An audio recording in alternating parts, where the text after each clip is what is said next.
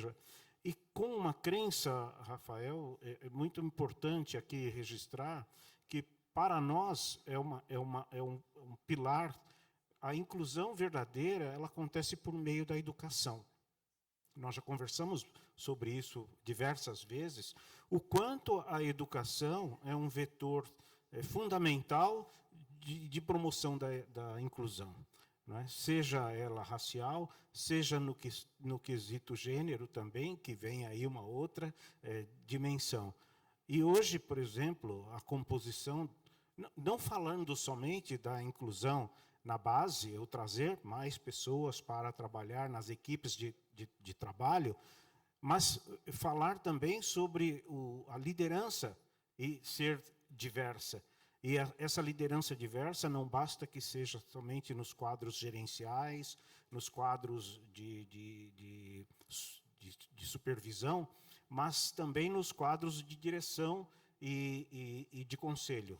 Então, nós já temos feito, a FEBRABAN vem realizando um levantamento. Esse levantamento tem como objetivo mostrar continuamente aos bancos a importância de nós cuidarmos desse assunto com a atenção que ele merece. Ou seja, verificarmos quantas mulheres nós temos nos conselhos, quantas pessoas negras nós temos compondo os conselhos, também as diretorias executivas, os quadros gerenciais e por assim vai. Nós temos um quadro hoje bastante diverso na base, você sabe, as mulheres hoje representam praticamente a população brasileira estratificada na população bancária, então essa proporção, de certa maneira, numericamente falando, ela está preservada, mas nos quadros de direção nós temos o grande desafio a percorrer. Quer fazer um... Bem rápido, só para dizer, até nessa questão do Rio Grande do Sul, como foi importante trabalhar juntos, né? Porque, como a gente aprendeu muita coisa na pandemia do Covid, quando surgiu o evento do Rio Grande do Sul, Banco Central, FEBRABAN e outras organizações, já estudamos que tipos de medidas poderíamos fazer. Então, tivemos, da parte regulatória, liberação de compulsório para as entidades que estavam expostas ao Rio Grande do Sul, e na própria questão do refinanciamento das dívidas, a gente também deu um waiver para não contar a questão de provisão. Quer dizer, esse trabalho conjunto do setor bancário e o regulador foi fundamental. E outra coisa, só para fechar, também a gente está desenvolvendo no Banco Central modelos para testes de estresse climático. E o grande problema para nós aqui é a questão de dados, que a construção dessa base não é tão povoada, mas são avanços que a gente está fazendo. Eu queria aproveitar a Cassie para trazer, e a composição do painel é engraçado porque dá certinho o que eu vou falar. Duas coisas. Primeiro, que a Cassie mencionou, é muito importante. O Brasil descolou já faz um tempo dos Estados Unidos. Quando você vê na mídia, a empresa lá nos Estados Unidos encerrou seu programa de diversidade, é uma crise da diversidade e equidade como se fosse no Brasil. Isso não é um problema brasileiro, isso é um problema norte-americano. As mesmas empresas americanas aqui continuam associadas, por exemplo, à iniciativa. Então, é um contexto hoje diferente. Esse é um ponto. Então, o que a Cassie disse faz muito sentido, e a gente já conversou muito sobre isso na iniciativa. Mas, por outro lado, eu queria que a Cassie comentasse um pouquinho, porque ela também é presidente da África Diaspora Consortium. Esse termo afrodiáspora, a gente conhece pouco no Brasil. Aliás, diáspora é um termo que a gente conhece pouco no Brasil. Então, eu queria mas que é muito comum nos Estados Unidos em relação à África, que tem aqui o representante da Angola.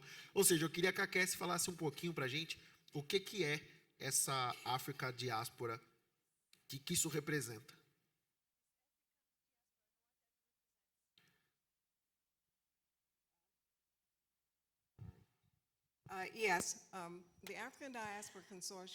O consórcio da diáspora africana é uma organização verdadeiramente forte por várias razões. Uma, e a mais importante delas, é que usa a educação como seu coração, como uma forma de conectar e enaltecer pessoas coletivamente dentro da diáspora africana. Nós somos a primeira e única organização americana que desenvolveu o primeiro conteúdo da diáspora africana para escolas secundárias. Quando nós voltando, dizendo que antes, falando bem antes em termos de educação. Mas tem crescido, é uma parceria com o grupo de escolas que fazem todos os testes de SAT e tudo mais, que é tipo um Enem. Então, nós já somos uma organização estabelecida que tem links em todos os países. Então, nós crescemos graças ao Dr. Vicente e à parceria e liderança. Nós crescemos em um período de 10 anos, nós crescemos de campi de cerca de 500 até entre 10 países a 21 estados dentro dos Estados Unidos. E o valor disso é que os estudantes têm a oportunidade de aprender uns com os outros sobre o que é diferente e o que é parecido em termos da diáspora africana. E o Brasil tem um papel muito importante, obviamente, porque, como eu indiquei essa manhã, é a diáspora africana, a maior população da diáspora africana fora da África. Então, quando as pessoas pensam nos Estados Unidos e nas vozes dos afro-americanos, os afro-americanos são cerca de 40 milhões de pessoas, mas tem cerca de 300 milhões de pessoas nos Estados Unidos. Mas quando alguém fala comigo sobre o que acontece com Kamala Harris, 90% das mulheres negras votaram nela, quase 100% votaram por ela, das pessoas negras votaram por ela, mas o número ainda é pequeno. Nós temos que entender o que é diferente e o que é parecido, tanto historicamente, e usar isso para enaltecer e conectar. Então, nós não somos apenas, estamos crescendo, nós temos um relacionamento com o Marrocos, nós temos um relacionamento com o Senegal, uns poucos países na África que ofereceu um conteúdo da diáspora africana através de seminários. Então, o valor disso, para que nós possamos aprender sobre nós mesmos e como nós podemos ter isso de uma forma parecida ou diferente em diferentes países. Nós podemos aprender e usar isso para nos enaltecer. Eu não consigo falar o suficiente sobre a importância, porque normalmente nós, como pessoas, tendemos a pensar que nós somos, eu diria, apenas nosso país tem esse tipo de experiência, mas quando você olha ao entorno, existem experiências parecidas com relação à pobreza, educação, falta de experiência, ou não ser possível participar em todos os níveis, os mesmos problemas em todos os países em termos de envolvimento com os CEOs. Então, a grande notícia é que o Brasil está liderando o caminho para isso. Mas estava imaginando mais cedo, o que você deve ter que olhar não é os educados, é os que não são educados formalmente, que têm uma visão muito diferente, uma experiência muito diferente, e eles se conectam com líderes políticos e eles podem acabar todo o trabalho que vocês fizeram, como eu indiquei.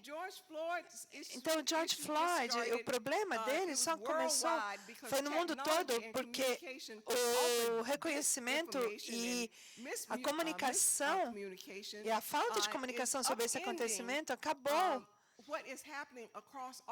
trazendo o que estava acontecendo em todos esses países. Então, acredite em mim quando eu falo que não é apenas os Estados Unidos que está experimentando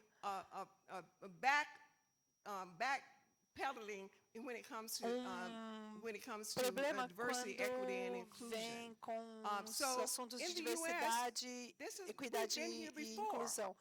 Nós já tivemos isso nos anos 60, quando nós começamos tudo de novo, nós tentamos enaltecer a nossa comunidade, encorajar os políticos abertamente e racionalmente falaram sobre o que aconteceu no nosso país. E nós não precisamos que isso aconteça em todos os países, é claro, para que tenham lições aprendidas para cada um deles. Mas meu último ponto é a mudança climática. Ainda existem toneladas de pessoas que ainda não acreditam que isso existe. Eles acham, de um ponto de vista cultural, de diferentes grupos, brancos e negros, outros grupos diferentes pensam de maneira diferente, não educados versus educados pensam diferente. E aqueles problemas têm que ser endereçados. E a educação, as instituições de educação, assim como os setores privados Because it's a difference when it tem que se says alinhar, the porque é uma whole diferença quando voice se fala uma versus voz one única, segment of the quando voice. segmento de voz So, fala. I get very emotional about Eu that, fico so muito thanks for, emocionada com isso, então bearing muito with me. obrigada. Obrigada por me aguentarem.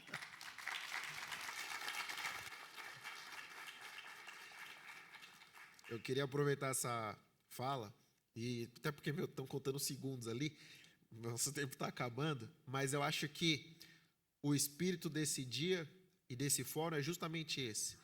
Não está nada resolvido, mas a gente consegue ter um raro vislumbre do que nós podemos vir a ser. Então, aqui nós temos a Federação dos Bancos dizendo que é importante, e para a gente ter um recorte disso, há 10 anos atrás, isso aqui era impossível.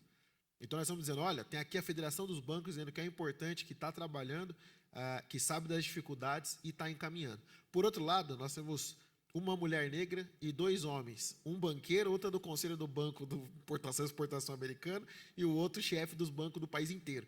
Então, aqui a gente está minimamente tendo vislumbre do que a gente pode e deve vir a ser. Um país em que todos tenham suas oportunidades, sejam representados e tenham oportunidades justas. Até porque, no final das contas, ninguém está pedindo mais do que isso.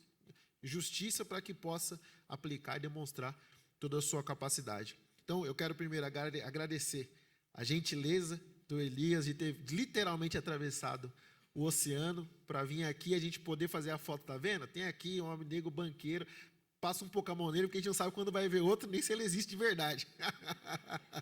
Não é todo dia que a gente vê um negócio desse. O Nicolino, gentilmente, a Febraban, muito obrigado por ter vindo, uma discussão muito franca, muito genuína.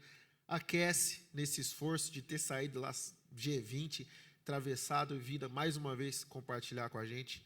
E o nosso querido Bellini, que está meio pertinho, mas a gente agradece o esforço do mesmo jeito. Uma representação e uma liderança importante. Claro?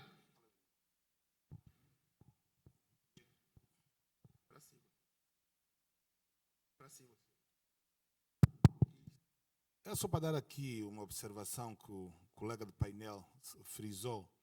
Os bancos, ao menos em Angola, creio que na América e no Brasil também, têm uma área social. Por exemplo, no meu banco, a nossa área social é representada por uma fundação que eu criei. Como eu vim da pobreza, eu sei o que é a pobreza, o que é, como diz o presidente Lula, o que é não jantar, o que é não almoçar, o que é não tomar o pequeno almoço, e a gente sente na carne. Também a gente sente que os outros, quando estão nas mesmas condições que nós estivemos no passado, ou aqueles que estão no presente. Portanto, a Fundação Piedoso, que leva o meu nome, porque eu chamo-me Elias Piedoso, e graças a Deus meu pai deu-me o nome de Piedoso, tenho piedade, e então tenho isso na alma. O que é que a gente faz? Nós demos da área social do banco, demos 2,5% do orçamento do banco anual. Desta percentagem, a gente entrega à fundação. E a fundação gera este percentual para questões sociais para com o cidadão. Entanto, quando há uma calamidade, agora que está na moda, questões climáticas, etc., havendo questões climáticas, é natural que boa parte desta fatia da componente social pode ser afetada, as famílias estejam nessas condições vulneráveis, de vulnerabilidade. Portanto, era só para dar aqui, digamos, passar aqui esta informação, que, ao menos nós, em Angola, todos os bancos têm a componente social, mesmo para poder ajudar as questões sociais a vários níveis. Portanto, era só para acrescentar isso. Obrigado. Pessoal, obrigado. Vamos agora para o nosso próximo painel. Mas vamos tirar a foto antes, que a gente veio aqui para tirar foto. Parabéns, muito obrigada. Agradecemos a participação das nossas autoridades. Vamos registrar esse belo momento.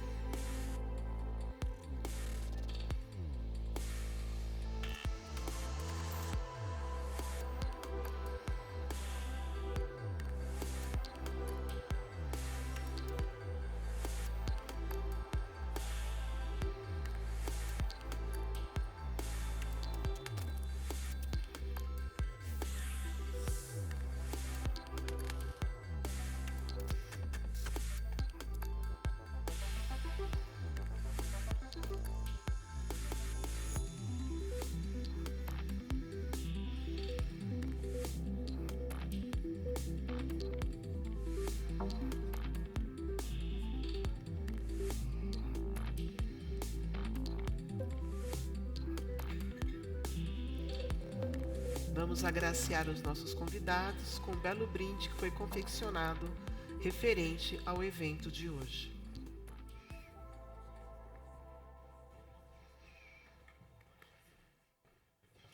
Muito bem. Dando sequência, teremos agora o painel A Visão dos Investidores, as tendências para um futuro sustentável. Convidamos para a composição de mesa o moderador Vitor Valim Tupper, gerente executivo da Previ.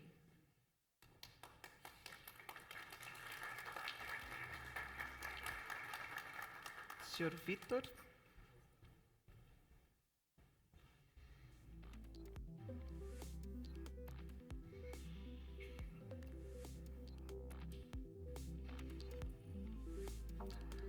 Convidamos, então, os painelistas, o senhor Fernando de Riso, CEO da Tupi S.A. Não está presente? Vamos continuar. Convidamos a painelista, a senhora Vivian McKnight, gerente-geral de mudanças climáticas da Vale S.A. Vamos para o próximo painelista, o senhor Werner Roger, sócio fundador e CEO da Trígono Capital.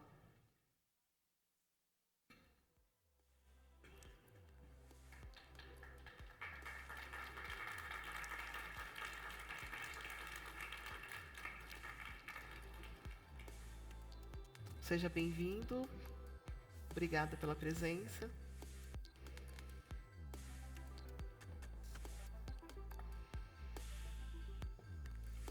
Boa tarde, senhora Vivian McKnight.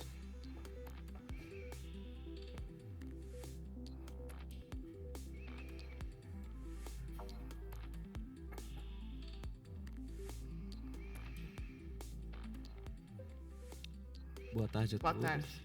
Obrigada pela presença de todos vocês. O palco é de vocês. Muito obrigado. E desculpem o atraso. O papo estava tão bom lá fora. E o cafezinho também, que a gente acabou perdendo aí o tempo. E eu confesso que eu nunca participei de um evento que está rigorosamente no tempo planejado. Eu agradeço por isso, tá? Bom, vamos dar aqui, então, início ao painel sobre mudança climática, né? Esse painel ele tem como nome Prever investimentos no futuro, acionistas, a visão de acionistas, né? O que a gente pode trazer de debate para uma visão para o futuro, um futuro sustentável. E a gente pensou em trazer aqui tanto a visão de acionistas, eu também, pela primeira vez, vou ser moderador e também painelista, né, para falar um pouquinho da visão da Previ, né, o maior fundo de pensão do Brasil. que tem seus ativos algo próximo a 270 bilhões de reais, investidos aí em diversos setores da economia brasileira. Trazendo também para o meu lado de investidor o Werner. Werner, agradeço a sua presença. Tá? O Werner é o gestor, sócio, fundador da Trígono Capital, que possui diversas estratégias de investimentos sustentáveis. Trago aqui também a Vivian, né, gerente geral de mudanças climáticas da Vale SA, uma potência também brasileira, e que tem muito a nos trazer para contribuir para esse debate. Vivian, obrigado. E o Fernando Derrizo, CEO da Tupi. Né, a Tupi é uma empresa tradicional do portfólio da Previ também, mas que tem no seu core, né, a montagem de blocos e cabeçotes de motor a combustão, mas que já de longa data vem criando novos caminhos, né, de crescimento muito alinhado com a questão da sustentabilidade.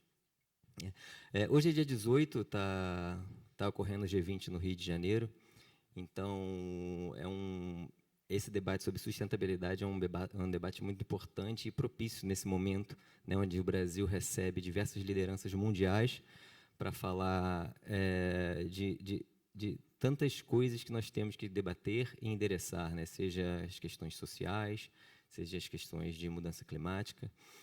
Eu estive no Canadá recentemente, no PR in person, e muito se falava sobre a questão climática, né? O debate ele na Europa, Estados Unidos, Canadá, ele é um debate muito mais ampliado, me parece. A sociedade ela tem uma presença mais massiva nesse debate. Eu fui perguntado por diversas vezes se de fato o brasileiro ele estava alinhado à agenda de mudança climática. E aí uma impressão minha, né, não me parece tanto, e eu estou falando aí o brasileiro médio, né, eu acho que é o cidadão mesmo que está lá fora do ambiente empresarial, né, ele será que ele tem de fato isso na cabeça? Eu acho que tem outras coisas que o brasileiro ele acaba priorizando, né, no seu dia a dia. Eu acho que esse debate aqui, na verdade, eu agradeço a Iniciativa Empresarial por isso, ele também nos ajuda a ampliar esse debate, que é um debate super importante, porque a consequência, caso nada se faça, ou que se faça o que não é o suficiente, ele vai afetar, e já vem afetando, no dia a dia de cada um de nós. Principalmente nesses grandes eventos que nós tivemos, Rio Grande do Sul, entre outros. Né? Então, visão da Previ. A Previ ela é um fundo de pensão dos funcionários do Banco do Brasil, e a gente tem uma agenda ASG forte desde 2004, foi quando nós criamos o primeiro código de governança da Previ. Antes era uma visão muito focada em governança, né? Eu acho que essa visão ela também veio se desenvolvendo ao longo dos anos. E hoje, em 2017, nós criamos o Código de Melhores Práticas ASGI, e é onde nós medimos a aderência das empresas às práticas, né, às melhores práticas ESG. Isso, na verdade, é um input para um trabalho além. Né? A gente não quer só avaliar. Eu acho que o Werner vai trazer muito desse ponto também. A gente quer avaliar e o que a gente pode fazer com esse dado. Né? Dentro do portfólio de empresas da Previ, empresas investidas, a partir dessa análise ESG, a partir do rating proprietário da própria Previ, a gente tem input para o nosso planejamento de engajamento. Né? Hoje o engajamento ele é uma atividade muito forte. A Previ utiliza do engajamento individual e o engajamento coletivo, junto com outros acionistas, para fazer essa interação diretamente com as empresas e entender em que medida ou qual a preocupação dessas empresas com a ESG de uma forma geral, e principalmente com a questão das mudanças climáticas, risco de transição, risco físico, né, o que elas vêm fazendo, para que a gente consiga ter uma operação menos nociva ao nosso ambiente. E de acordo com o combinado no Acordo de Paris, e o que vem sendo debatido nas COPs posteriores. O que a gente vem vendo, e aí eu não sei, Werner, se você também vem observando isso, que muitas das metas das empresas elas não são baseadas em ciência. Né? Tem muitas metas estabelecidas de redução de GEE acaba não atendendo à necessidade de não ter o aquecimento global de 1,5%, 2%, 2 graus. Isso acaba também dificultando, vou dizer assim, o trabalho também dos acionistas, porque o engajamento, e no Brasil, no mercado extremamente reduzido, a gente vê que não necessariamente existe uma correlação positiva aí entre as práticas e o preço das ações.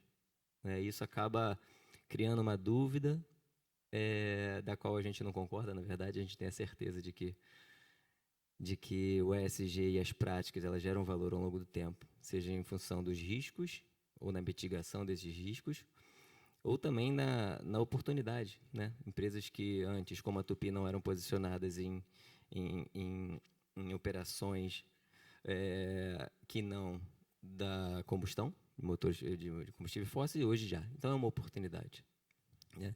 E aí, puxando você para essa conversa, Fernando, a gente está no Brasil, o Brasil é uma potência, né, em termos de recursos naturais. A gente estava conversando lá fora, e isso que era mais interessante ainda, né, porque a gente sempre fala de disrupção, a gente tem que ter uma tecnologia nova, né, para a gente conseguir atingir os resultados que a gente espera, mas não necessariamente ter essa tecnologia nova, né? Então, hoje, a questão dos biocombustíveis no Brasil, eles acabam não sendo tão bem aproveitados, né? Como a Tupi, como você vê isso, e como isso pode ser, de alguma forma, trazido para o campo de quem quer, de fato, ir em direção à economia sustentável?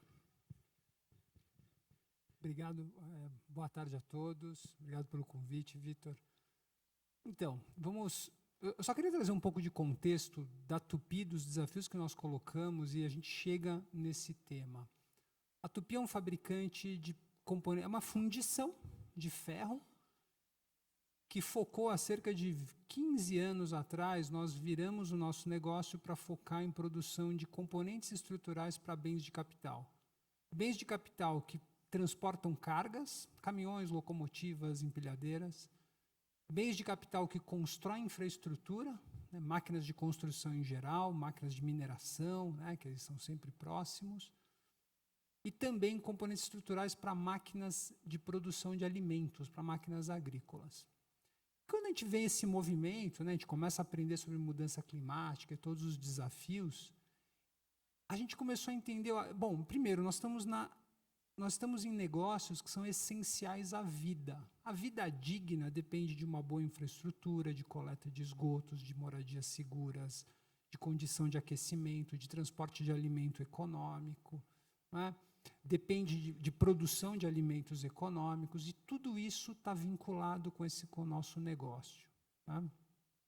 Só que esse negócio ele é baseado em combustíveis fósseis, principalmente diesel. Diesel é o combustível principal que a gente usa para movimentar a terra, para produzir alimentos, para transportar carga. E a gente começou a virar todo o painel de negócio da companhia, começamos a entender as novas tecnologias, como que elas poderiam, né, disruptar o nosso negócio, o que a eletrificação vai fazer com esse negócio. E nós começamos a fazer contas e entender, bom, peraí, as coisas são um pouco diferentes, porque as tecnologias que nós estamos indicando para o longo prazo, elas estão inflacionando, então o custo do transporte vai aumentar, né? Ou as pessoas vão pagar mais pelo transporte, ou precisa ser subsidiado, e isso tem um delta importante, e grande parte da população vai ficar fora, porque o custo do alimento transportado vai ficar mais alto, o custo de movimentar a terra ficaria mais alto, e por isso que a gente vê dificuldades de transformar esses setores, né? É muito complicado. A energia que você carrega uma máquina de construção precisa ter 12 horas de trabalho no tanque dela. Você não consegue fazer isso com nenhuma outra tecnologia. E aí nós começamos a entender do Brasil, dessa oportunidade do Brasil, por conta da nossa riqueza de biomassas, de biocombustíveis, e como que a gente poderia usar isso como solução desse problema. Porque a realidade é a seguinte, a gente precisa fazer o mesmo. Se ao custo dos combustíveis fósseis nós não fomos capazes de dar infraestrutura decente para todos, de produzir alimentos suficientemente baratos que a gente consiga alcançar toda a população mundial, Se nós modificarmos essa lógica, vai ficar menos acessível ainda.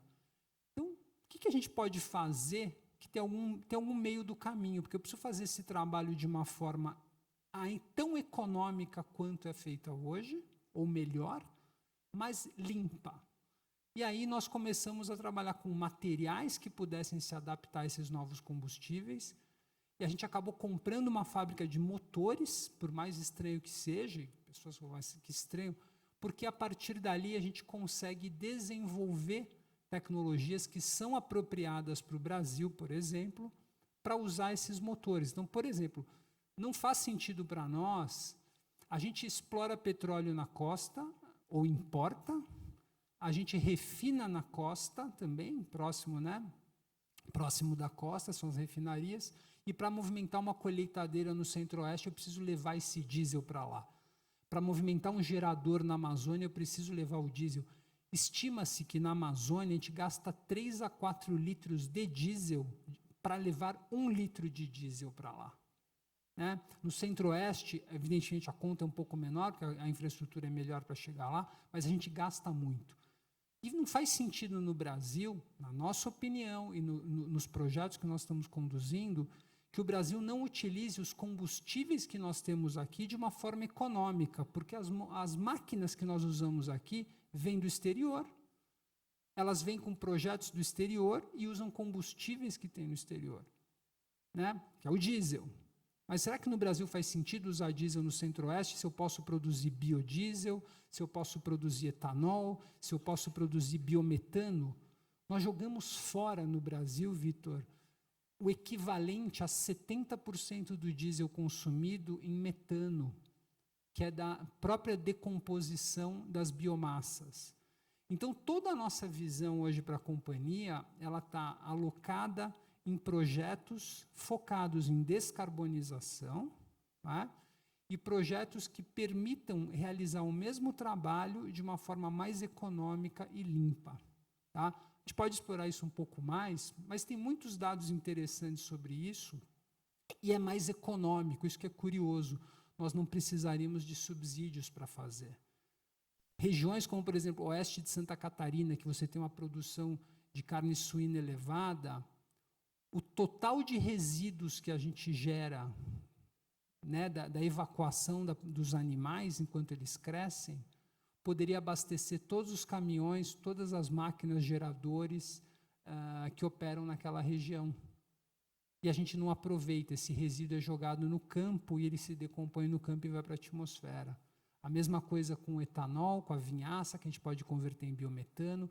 E assim temos muita riqueza no Brasil que pode e será aproveitada, só que a gente precisa dominar esse conhecimento, então a gente trabalha com muitas universidades no Brasil hoje por conta disso, com a Embrapa, para dominar esse conhecimento, e nós já temos muitos projetos hoje andando, caminhões rodando com motores a biometano que nós fazemos, e hoje nós estamos testando, nós anunciamos no AgriShow, um motor a etanol para substituição em tratores. Então tem muitos tratores hoje no Brasil que rodam com etanol que é produzido na própria fazenda. Tá? Mas, enfim, seguir o debate, eu trago mais informações. Isso é muito interessante. Esse projeto de dejeto de aves e suínos, né, é algo interessantíssimo, sob o ponto de vista até do produtor. Né, porque você acaba auxiliando, né, na continuidade do negócio dele, gerando uma economia, uma eficiência, o que a gente estava falando.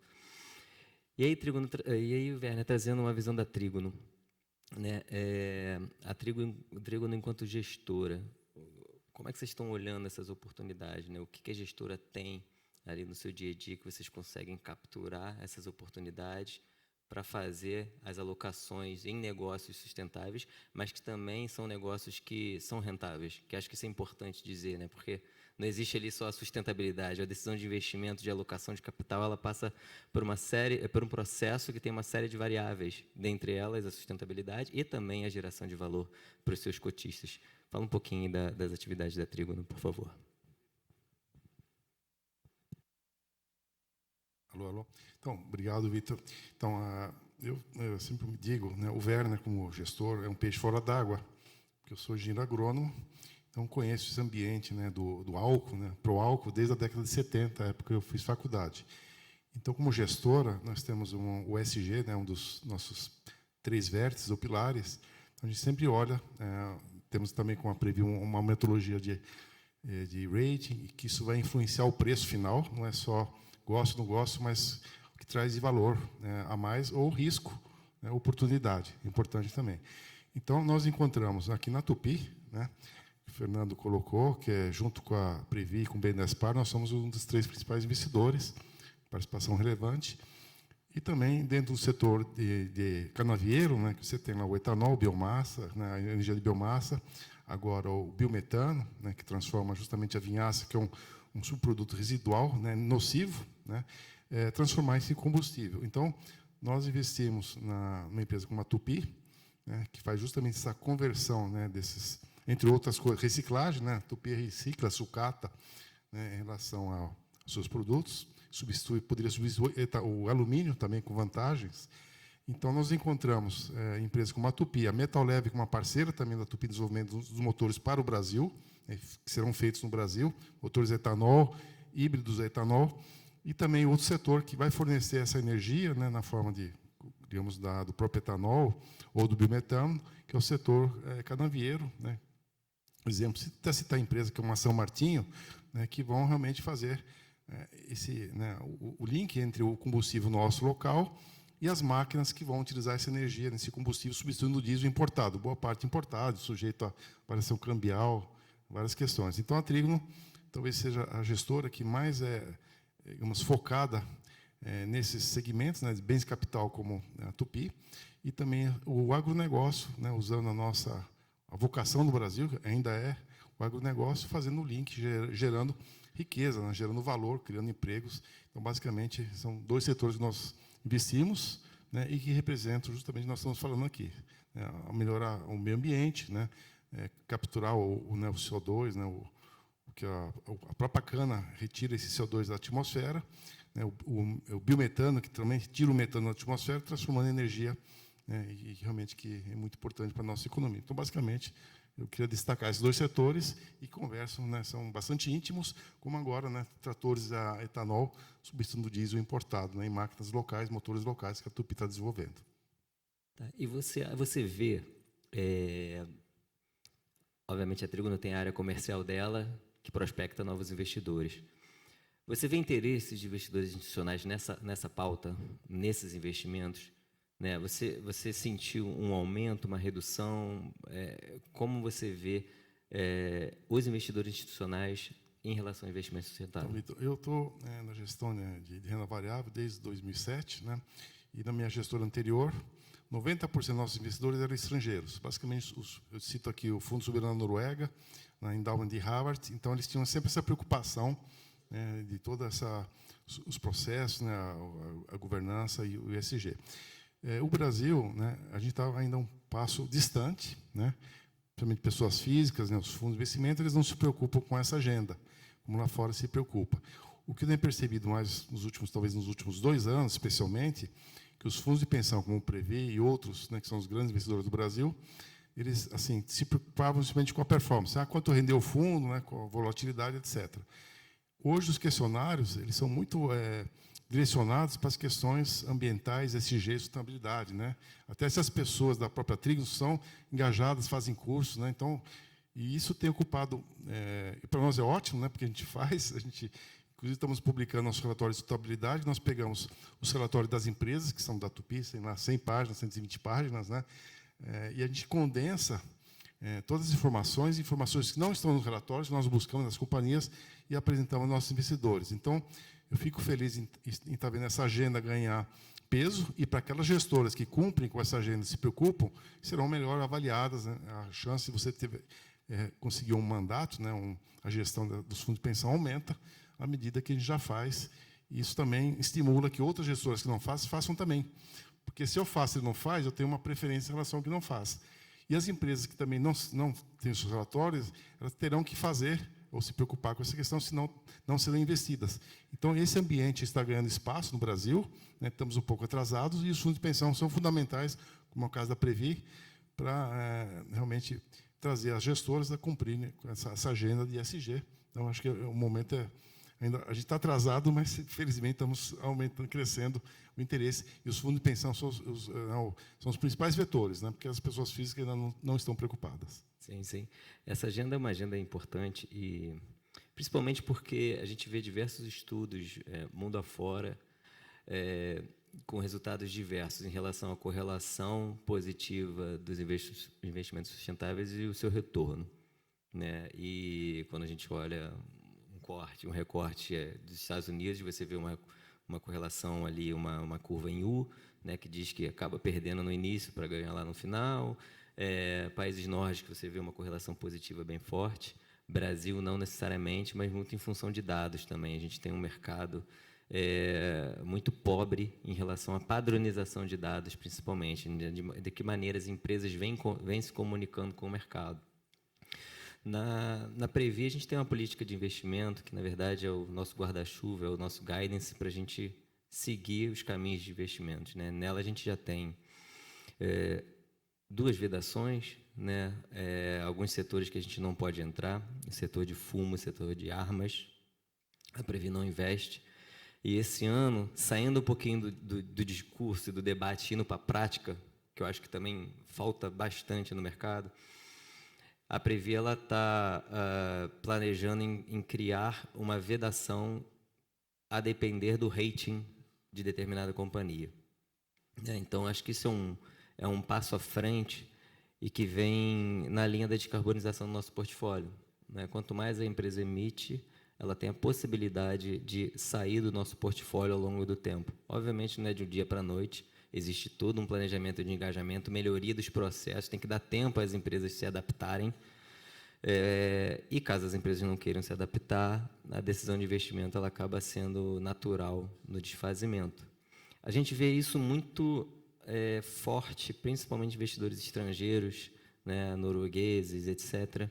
Isso aconteceu com a Vale por um bom tempo, e o Acordo de Mariana recente acabou destravando esses investimentos, né? Então, a Vale, de fato, ela, pelo seu tamanho, ela tem muita coisa para fazer, né, viu? Muita coisa, mas já vem também fazendo muita coisa. Acho que isso é importante dizer. A Vale ela tem na sua operação, como natureza, uma operação de extração de minério, né, que obviamente afeta a comunidade, mas ela também tem diversas políticas que vêm na direção de reparar, né, e cuidar de toda essa operação. O minério, a gente sabe, quanto mais pureza ele tem, mais eficiência ele tem, menos emissão ele gera. Mas, para isso, para extrair, para ter um minério de boa qualidade, a operação, além de gerar, é mais complexa. Como que a Vale vem fazendo essa adequação das suas operações, né, de extração, de logística, para que na sua cadeia ela consiga descarbonizar e cumprir o compromisso que já é público da própria Vale? Obrigada, Vitor. Primeiro, obrigada por tempo de todos vocês, aos organizadores, à Previ pelo convite. Eu estava ouvindo vocês falarem e eu queria conectar com alguns pontos. Eu acho que você trouxe o baixo conhecimento das pessoas, de uma forma geral, do Brasil, sobre a questão das mudanças climáticas. E eu acho que isso acaba se refletindo em tudo. Acaba se refletindo também na economia. Eu me formei em economia, estudei muito tempo a questão das externalidades, e o impacto no meio ambiente e o impacto na comunidade ao entorno é uma questão de uma externalidade. Só que ela impacta o negócio. Como é que você consegue identificar o tamanho desse impacto? Então, acho que, assim como a população está começando a se conscientizar sobre os efeitos da mudança climática, a gente está começando a ver as regulamentações também começando a conseguir incluir essa questão. Então, o evento do Rio Grande do Sul, por exemplo, aquelas chuvas e o alagamento, aquilo acho que foi uma forma de conscientizar sobre o que esses eventos climáticos extremos podem causar para a gente. E eu acho que é uma percepção generalizada de que isso está aumentando a sua frequência. Eu acho que, assim, para o bem ou para o mal, acho que está havendo uma conscientização da população de que esse não é um assunto que mereça ser politizado, mas é um assunto científico e técnico e que todo mundo tem que se preocupar. E as empresas também, porque as empresas têm o objetivo de continuar operando no longo prazo. E essa chavezinha do longo prazo é que começa a ficar muito relevante essas questões de mudanças climáticas. Então, veja, por exemplo, o que aconteceu com o preço do azeite esse ano. O preço do azeite esse ano disparou, porque não tinha azeite produzido na Espanha. Então, esses são os impactos que a mudança climática vai começar a causar nas economias. E aí você começa a perceber o Brasil colocando o mercado de carbono na pauta, que foi votado agora no Senado, aprovado semana passada. Então, começa a ver que o CBAM, né, que é o mecanismo de ajuste de emissões na fronteira da Europa, também já em vigor, começando a cobrar a partir do ano que vem, começando a colocar o carbono como parte dos contratos, parte das decisões de negócio. E aí eu acho que você começa a girar essa chave para que, de fato, pelo menos um critério ambiental, aqui no caso o carbono, comece a entrar nessa equação. Toda a discussão de taxonomia, né, a gente tem a taxonomia verde aprovada na Europa já no âmbito do acordo do Green Deal, e agora o Brasil apresentou na COP essa semana passada também a proposta da taxonomia brasileira.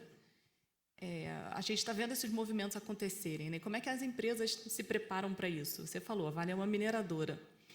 Como uma mineradora, de onde vêm as nossas principais emissões de gases de efeito estufa? Vem do mesmo motivo da Tupi, por causa da queima de combustível fóssil.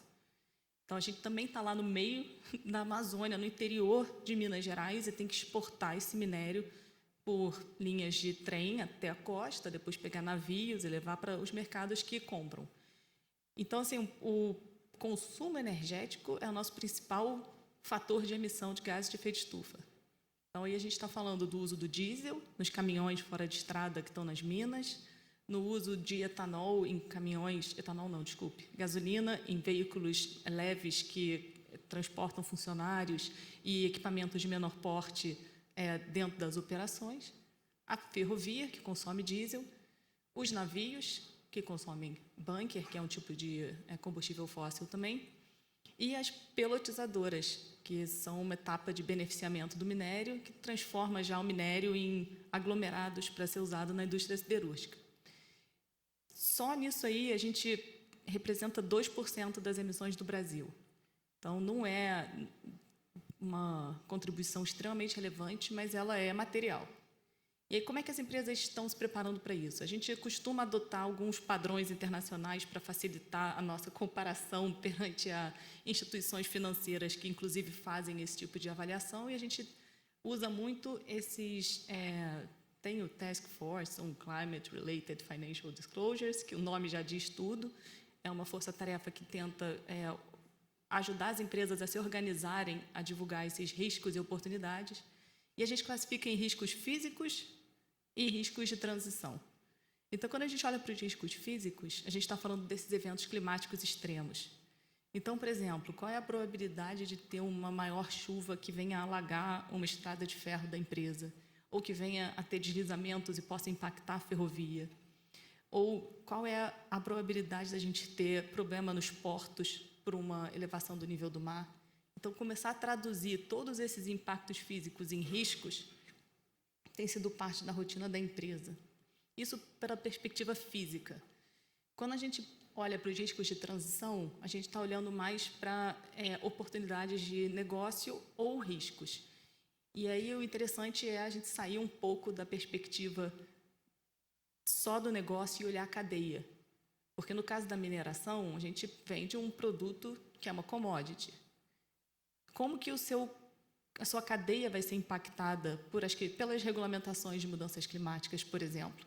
Então, você falou da siderurgia e do minério que, quando maior qualidade, reduz a emissão.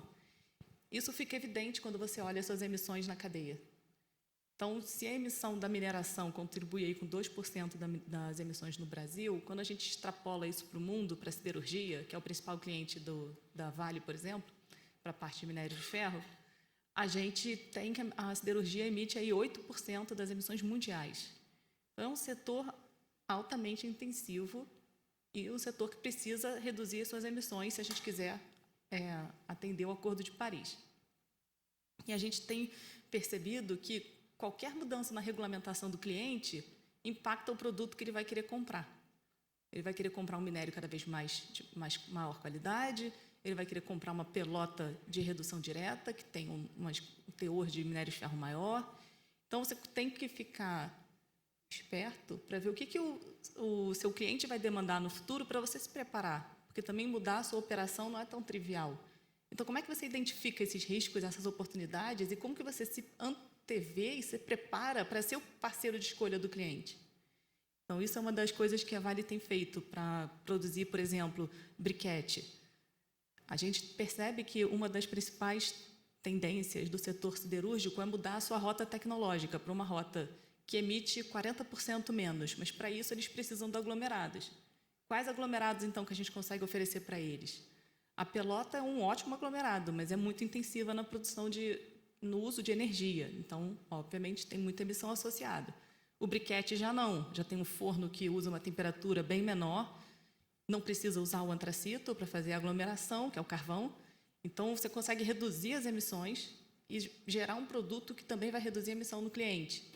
Então, aí você começa a despertar o interesse do cliente para fazer parte dessa trajetória que ele precisa fazer. Então, acho que assim, as empresas também, outra coisa que eu gostaria de compartilhar é que momento que a gente está.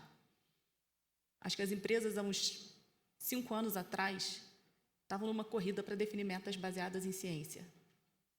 E foi muito bom, é muito importante ter um Science-Based Target Initiative, é muito importante ter essas discussões acontecendo no ambiente acadêmico e até, de certa forma, teórico, é relevante.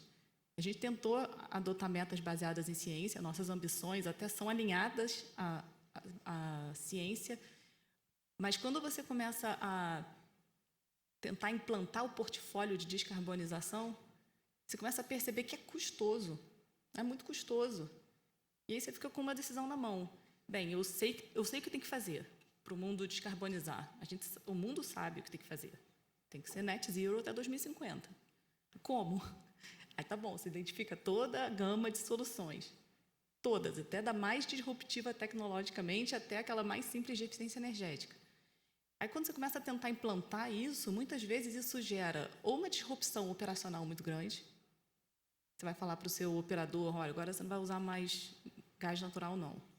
Você vai usar agora biometano. Vou colocar um biometano aqui na sua planta. Você tem que construir um novo gasoduto. Então, você começa a criar... Esse caso até uma solução quase que drop-in, mas existem outras tecnologias mais disruptivas que impactam a operação. Então, você começa uma discussão, como é que você vai adaptar a sua operação, como é que você vai mudar a sua operação para que ela consiga fazer isso. E você começa a calcular o OPEX, o CAPEX, e começa a ficar interessantemente caro.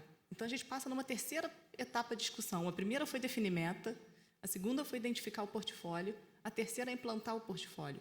E aí a gente começa a ter uma discussão de alocação de capital eficiente. Como é que você faz para alocar um capital eficiente se o preço de carbono não viabiliza? Então, acho que hoje, o momento que a gente está vendo, inclusive respaldando nas discussões internacionais, é a urgência para uma regulamentação de carbono. Vai acabar sendo regional, porque o global já não avançou, mas de se ter um preço do carbono que possa viabilizar esse tipo de transição. Porque hoje, quando a gente olha aí o resultado dos compromissos públicos e dos investimentos que a gente tem, mundialmente falando, e eu digo mundo, não mineração, a gente não está caminhando para um mundo de Acordo de Paris. A gente está caminhando para um mundo de 3 graus de aquecimento ou mais. Então, assim, como que a gente faz para mudar isso? Eu acho que, da perspectiva das empresas, a gente está tentando dar transparência, de que existe o portfólio mapeado, existe muita oportunidade de soluções de eficiência energética. O Brasil é uma potência. Existe muita oportunidade de biocombustível. Biocombustível que muitas vezes não é aceito internacionalmente, porque aí a gente coloca na discussão um aspecto de geopolítica. Cada país quer defender a sua economia e não necessariamente a mitigação do aquecimento global. Então, você tem que botar isso tudo dentro de um mesmo quebra-cabeça para conseguir navegar e gerar valor para o acionista. É mais ou menos assim que as empresas têm trabalhado. Interessante. Posso só fazer um comentário Claro. adicional? Claro. O Brasil ele produz um ferro-silício, que é uma liga essencial para fazer aço, né, com o minério, e ele é carbono negativo. Na verdade, a gente captura mais CO2 do que o processo todo emite. A China é 13 toneladas de carbono por 1 tonelada de silício. O Brasil é negativo. Só que o mundo não paga 1 centavo a mais pelo nosso silício. Tipo assim, eu compro de você, mas é o mesmo preço chinês. E eu estou falando Japão, Europa, esses países. Então, como é que a gente muda isso aqui, né? Porque o mundo não quer pagar a conta, né? Não quer pagar a conta. O mesmo caso da Vale, que tem, digamos, um produto de maior qualidade, mas o preço é aquele lá, não importa de onde vem. Então, esse é o desafio, né? Nós, o Brasil, né, outros produtores, que tenham uma precificação para um produto de qualidade, né, em relação ambiental, mas que seja precificado, porque custa, né? Você falou, custa caro. Custa caro fazer o serviço no Brasil, né, com eucalipto, do que trazer coque importado, só que o mundo não quer pagar por isso, né? Então, esse é o desafio do Brasil, como é o caso do nosso papel, da nossa celulose, seja devidamente precificado e pago, porque custa, né? Então, só complementando aqui, que é o desafio da Vale, que eu vejo em ferro-ligas também, que é o mesmo problema.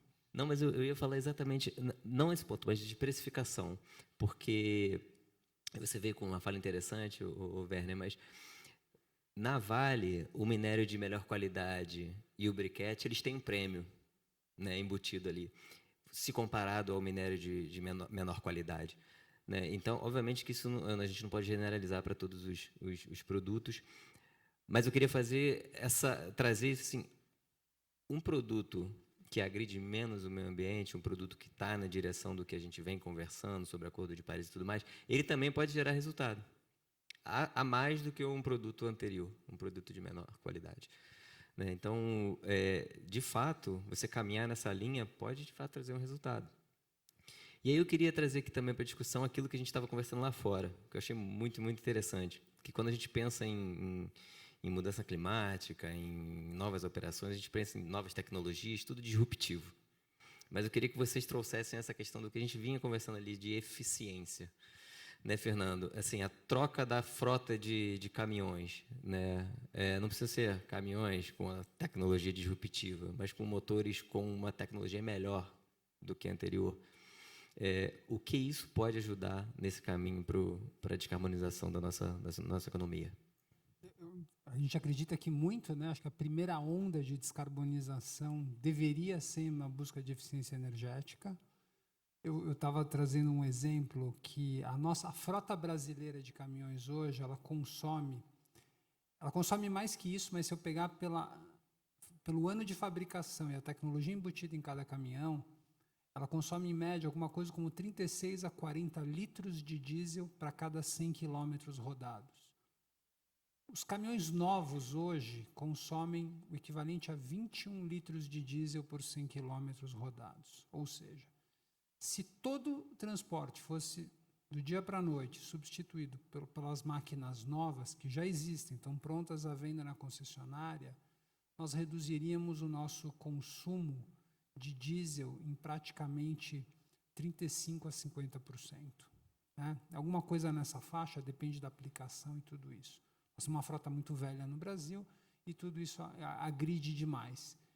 Isso geraria eficiência econômica. Acho que tem um ponto que eu acho que do ponto da precificação do carbono que é fundamental e nós apoiamos muito isso, né? Acho que sem dúvida nenhuma isso é fundamental para que a gente possa nivelar e premiar as empresas, né, pela quantidade de carbono que elas colocam. E a gente tenta colocar nossos investimentos em projetos que a gente chama de descarbonização viável. São projetos em que eu descarbonizo e eu reduzo o custo operacional do serviço. Que isso é muito diferente. Quando a gente fala, então tá, eu vou adotar uma tecnologia que descarboniza, só que o custo do meu serviço vai aumentar. O cliente precisa poder pagar. Nós estamos vendo isso no mundo, essa discussão sobre, curiosamente, carros elétricos. A gente viu na Alemanha que eles retiraram o benefício em agosto e a venda caiu 63% em relação ao ano anterior, né? Porque o cliente não quer pagar por isso. Eu acho que é uma questão de conscientização, que a Vivian falou, que é muito relevante que a sociedade se conscientize e comece a tomar decisões mais eficientes. Hoje nós temos ineficiência nas lâmpadas, na máquina de ar-condicionado, no tipo de refrigerador que a gente usa, no chuveiro elétrico. Tudo isso, o mundo aumenta, só para concluir, acho que tem um número muito importante que a gente estuda na companhia, que é o seguinte: o mundo aumenta todo ano 1,3% a quantidade de energia consumida, de energia primária. A gente está colocando na matriz hoje 70% desse aumento de renováveis. É um número extraordinário, são 20 a gente todo ano aumenta o consumo no mundo equivalente a, não é só energia elétrica, mas convertendo em energia elétrica seriam 28 Itaipus. A gente está colocando na matriz mundial 20 Itaipus de renováveis, só que esses 8 Itaipus de diferença nós estamos colocando fósseis. E por isso que o consumo de petróleo cresce todos os anos. Né? Tem medidas simples que, se nós, como sociedade, nos conscientizássemos e reduzíssemos 1% do nosso consumo todo ano, substituindo máquinas, usando menos tempo, medindo toda essa conta, a gente entraria numa rota de descarbonização. Eu acho que essa é uma discussão muito importante, porque tem muitas alternativas que hoje estão prontas, estão acessíveis a nós, mas a gente não discute isso. A gente está colocando...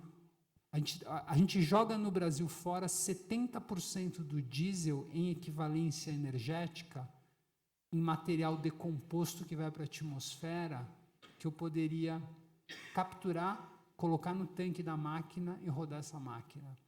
Então, são coisas simples que vão gerar benefício econômico, né? Que vão gerar emprego, atividade, tudo isso, não demandam subsídios, isso é muito importante.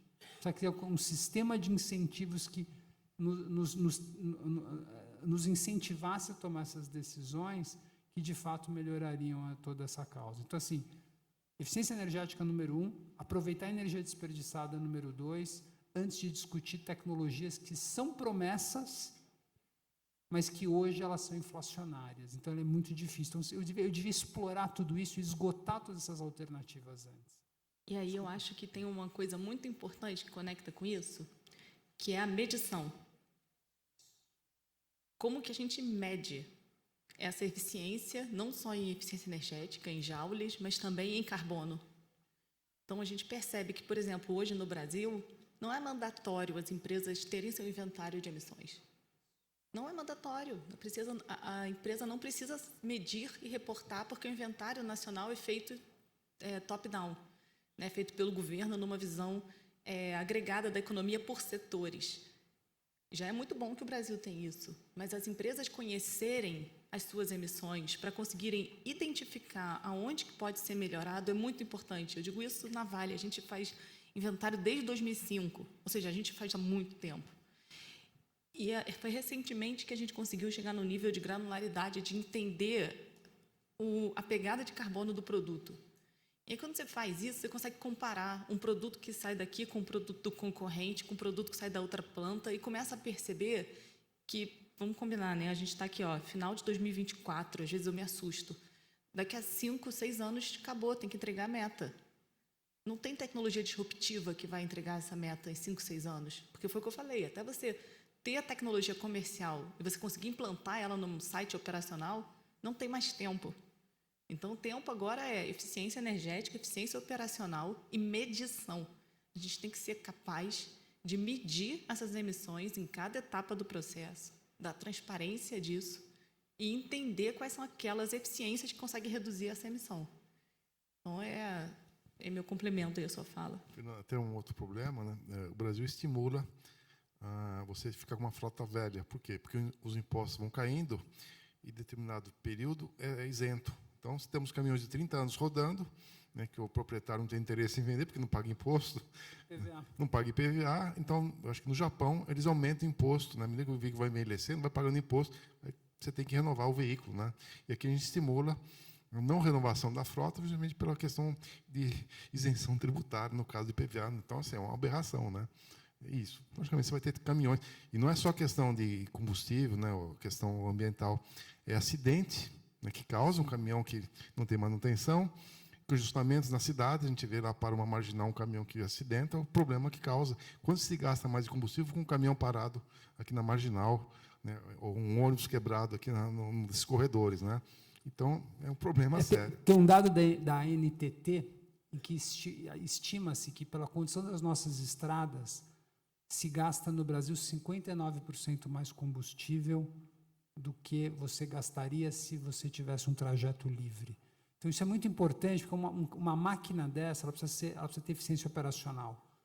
Então, você entra com o caminhão numa estrada, você deveria colocar 100 km por hora Hoje em dia, os motores são capazes de antecipar o relevo e se reprogramar para ser mais eficiente em diferentes relevos, né?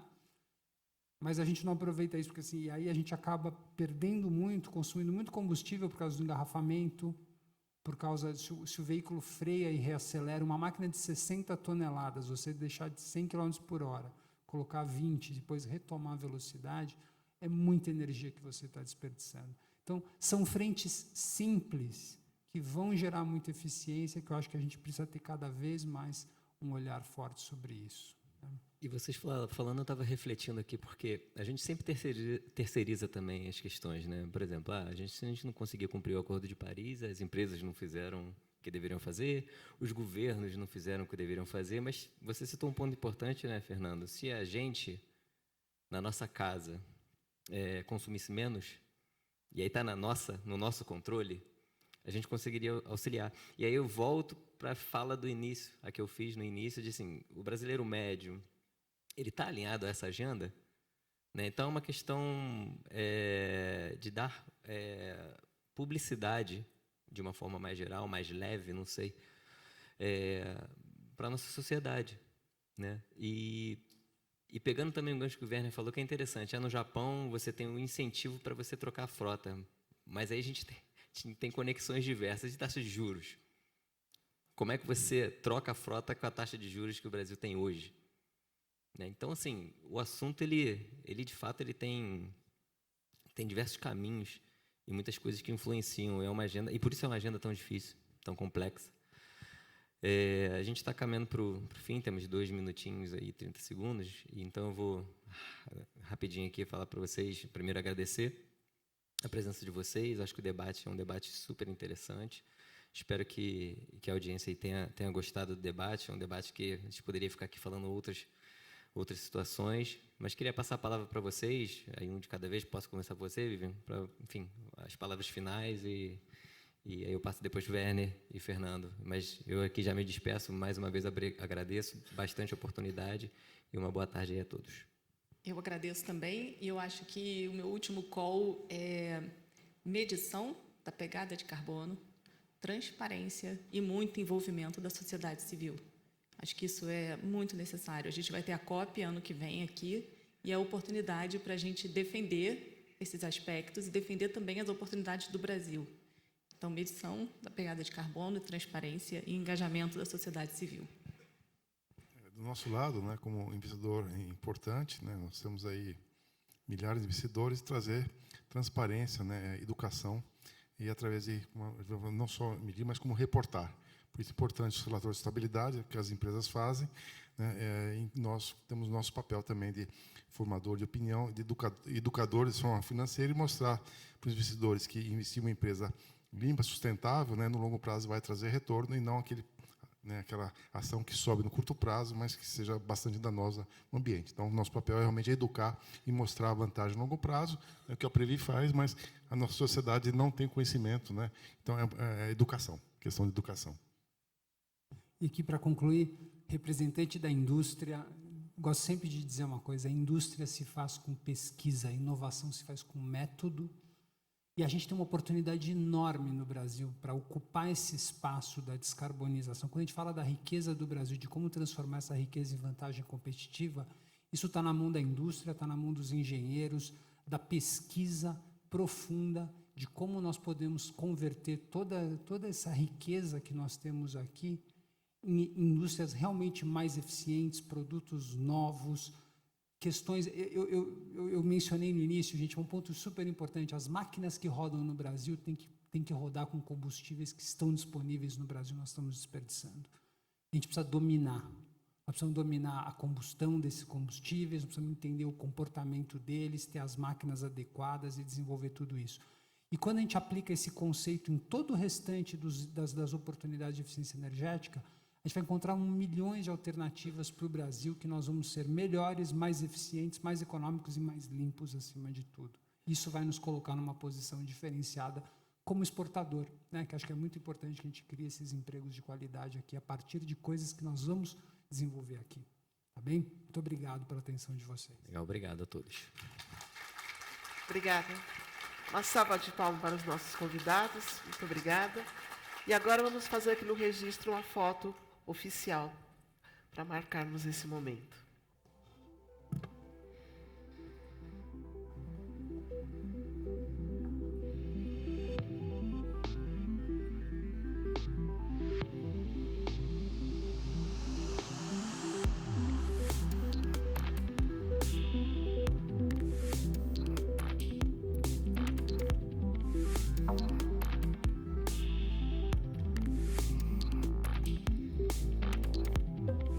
Vamos entregar umas lembranças para os nossos convidados sobre o dia de hoje.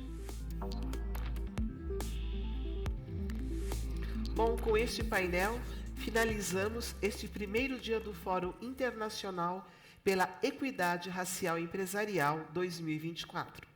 Encerramos gratos e gratas pelos aprendizados, reflexões e sementes que foram plantadas para seguirmos evoluindo nesta pauta de inclusão e equidade étnico-racial. Novamente, fazemos os nossos agradecimentos à correalização da Fiesp, à apresentação do Grupo Carrefour Brasil, ao patrocínio master do Bradesco e Coca-Cola, aos patrocinadores BNDES, Correios, Banco do Brasil, Vivo e Ambev, por entenderem a importância e a urgência desta pauta e investirem na realização deste fórum. Também agradecemos o apoio de mídia do Grupo Bandeirantes de Comunicação. E além dos apoios da Acnur ONU, da APP, Associação dos Profissionais de Propaganda, da Câmara Alemã de Comércio, do CDS, Conselho de Desenvolvimento Econômico Social Sustentável da Presidência da República,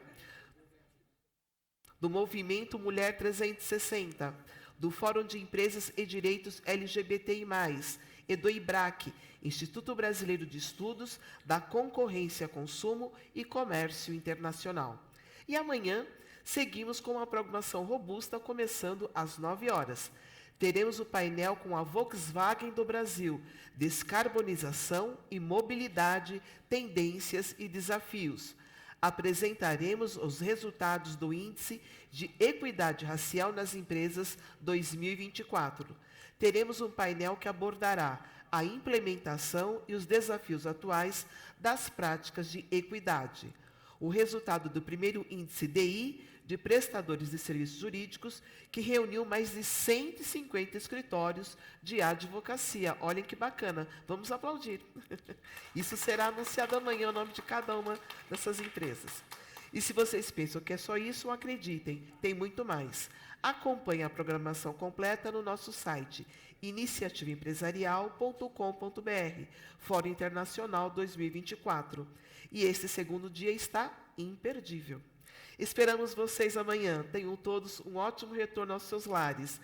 Tenham uma boa noite e lembre-se do nosso lema: tudo começa com uma iniciativa. Até amanhã. Obrigada pela presença de todos. Boa noite.